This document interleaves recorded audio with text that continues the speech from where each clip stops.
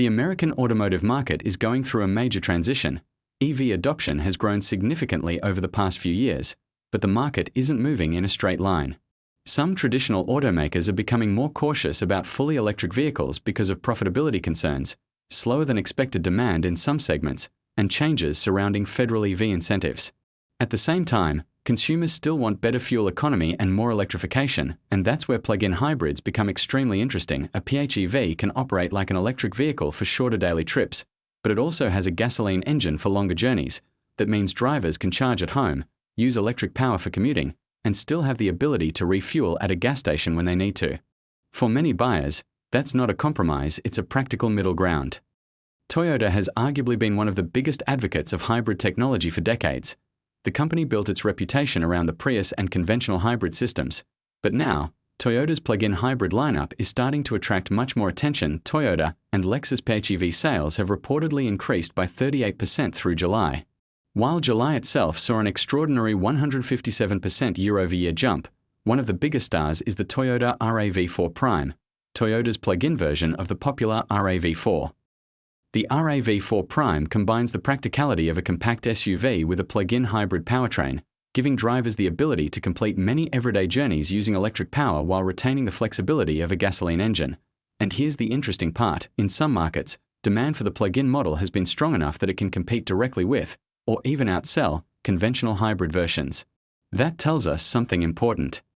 Consumers aren't necessarily rejecting electrification. They may simply be looking for a form of electrification that fits their lifestyle.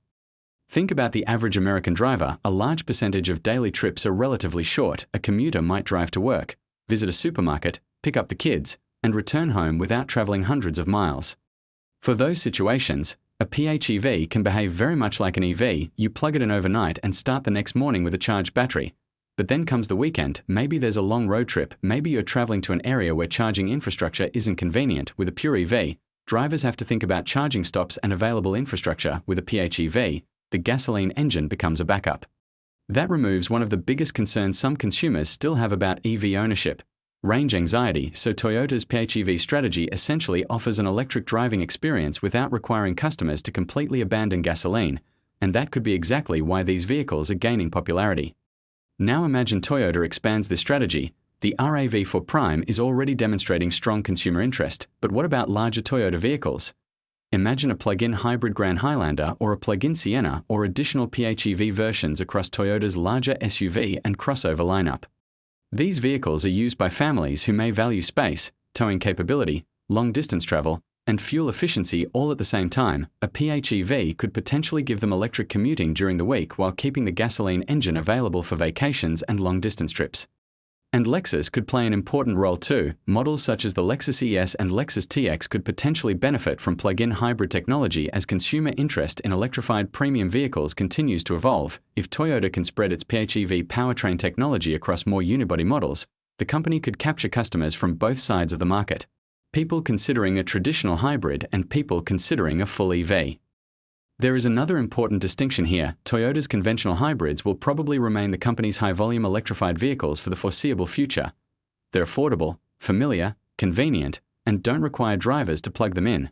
But while conventional hybrids may lead in total sales volume, plug-in hybrids could potentially lead in growth rate, and that difference matters. Toyota doesn't necessarily have to choose between hybrids and EVs.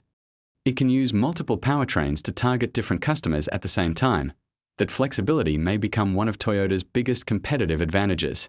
The big question now is whether Toyota will expand PHEVs beyond models like the RAV4 and Lexus lineup into vehicles such as the Grand Highlander and Sienna. Because if Toyota does that, its plug-in hybrid strategy could become much bigger than just a bridge to the EV era. It could become one of the company's most important electrification strategies of the decade. What do you think?